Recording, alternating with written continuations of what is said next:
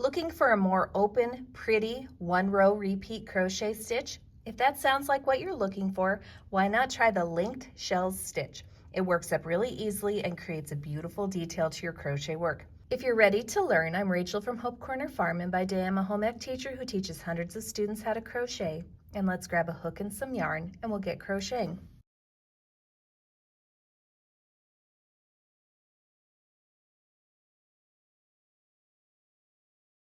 Before we get started, make sure you subscribe to my channel, hit the bell so you get notifications of when I post new videos, and don't forget to give me some feedback on this video.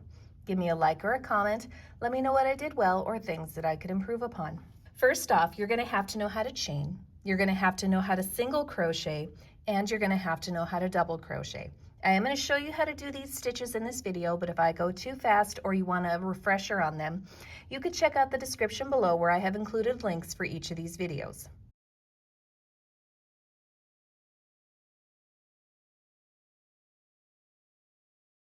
For today's crochet tutorial, I'm going to use a size J 6.0 millimeter crochet hook as well as some size 4 medium weight yarn in this teal color. Use whatever works best for you. You may also need a pair of scissors and a yarn needle at the end of your project. Today's crochet tutorial is written using US crochet terms.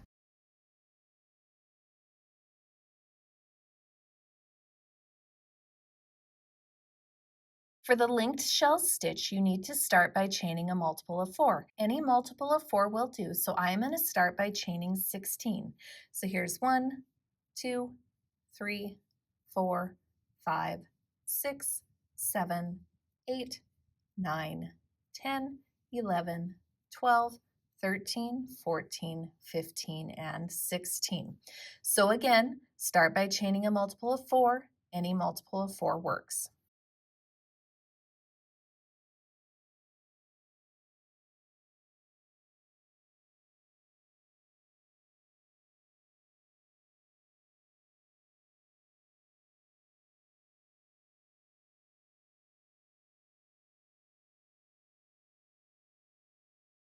For row 1, we're going to start by working into the 4th chain from the crochet hook. I personally am going to work into the back bump of the chain, but you can work into the chain however works best for you. There is no right or wrong way for this stitch. Into that 4th chain from the crochet hook, we're going to work 2 double crochet stitches. So I'm going to yarn over, insert into the chain, yarn over, pull through the chain, yarn over, pull through 2 loops, yarn over, pull through 2 loops to complete a double crochet stitch. I'm going to put one more double crochet in there. So there's 2 double crochets into that chain space. I am now going to chain 2, and then I'm going to put 1 single crochet in that same chain space. So there's a lot going on in that 1 chain space. So I put 2 double crochets, I chained 2, and I single crocheted all into that same chain space. Now we're going to get into the repeat for our row, and the repeat for our row is worked across 4 stitches. So what we're going to do is we're going to skip 3. So 1, 2, and 3 chains we're going to skip, and into the 4th chain we're going to repeat. We're going to put 2 double crochets. So there's 1, 2, then we chain 2, and we go back into that same chain space and work a single crochet stitch. We're going to repeat that across the row until we have 4 stitches remaining. So again, we skip 3 chains, and into the 4th we place 2 double crochets,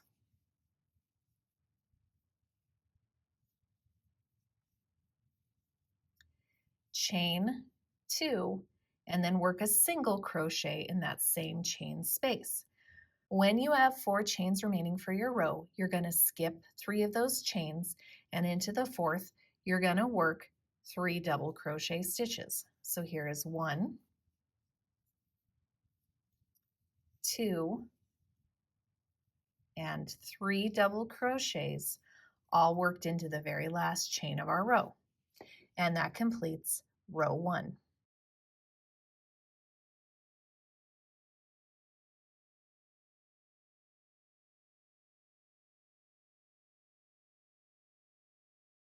For row 2, we're going to start by chaining 4. So there's 1, 2, 3, and 4, and then we're going to turn our work. After chaining 4 and turning, you're going to work in the very first stitch and you're going to place a single crochet in that very first stitch. Now we're going to get into the repeat for our row, and the repeat for our row is worked into the chain 2 gaps only from the previous row. So in these little clusters right here, remember we chained 2, so we're going to work into those chain 2 gaps. So what we're going to do is we're going to skip all the way over here to this chain 2 gap. So we're skipping over all of this stuff here and coming over here to this chain 2 gap. And into that chain 2 gap, we're going to place 2 double crochets. So there's 1 and 2. Then we are going to chain 2, and we're going to put a single crochet all into that same chain 2 gap. So this is the chain 2 gap from the previous row, and we've placed 2 double crochets, chain 2, and a single crochet into it. And we're going to repeat. We're going to skip all the way over to the next chain 2 gap, and you might have to gently pull it to find it at first if you're not quite sure what it looks like.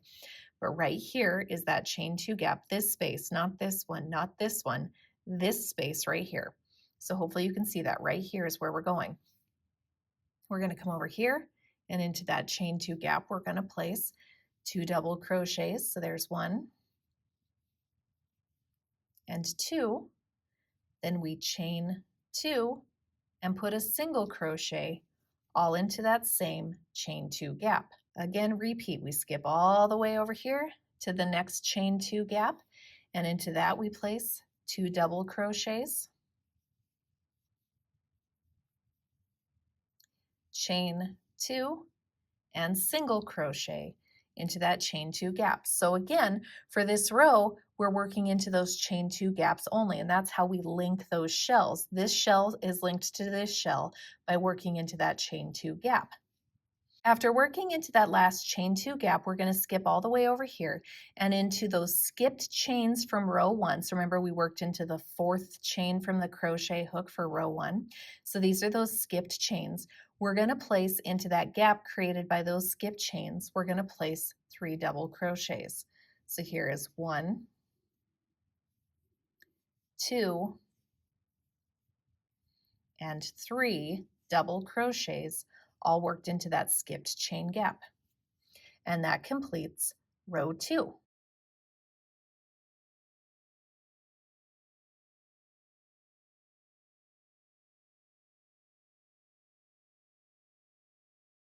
Row 3 is almost exactly like row 2. The only difference comes in where we work the very last stitches of the row. So that's why I consider it different, because it's just a little bit different where we work those last stitches of the row. So for row 3, we're going to start by chaining 4, and then we're going to turn our work. Into the very first stitch, we're going to place a single crochet stitch. Now the repeat for this row is worked into those chain 2 gaps only. So we're going to skip over everything all the way over here to this chain 2 gap. And just like the previous row, into the chain 2 gap, we're going to work 2 double crochets, chain 2, and then single crochet into that chain 2 gap. And repeat. Skip over all of this, come to the next chain 2 gap, work 2 double crochets, so there's 1 and 2, then chain 2 and work a single crochet into that chain 2 gap. Skip over all of this, come to the next chain 2 gap, work 2 double crochets,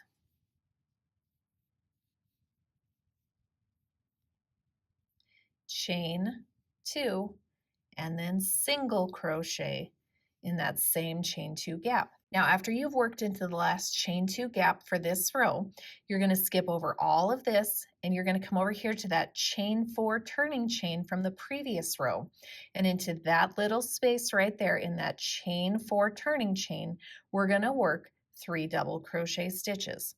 So here's 1 double crochet worked into that gap, 2 double crochets worked into that gap, and 3 double crochets all worked into that chain 4 gap.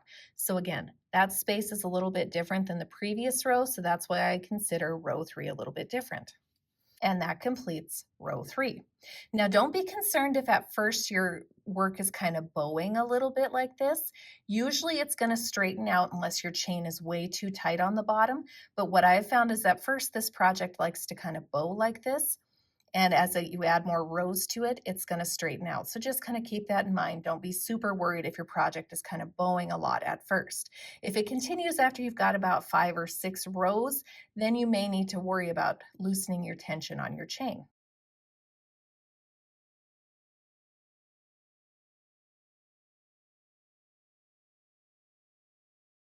For the remainder of your project using the linked shell stitch, you're going to simply keep repeating row 3. This is now a 1-row repeat crochet stitch.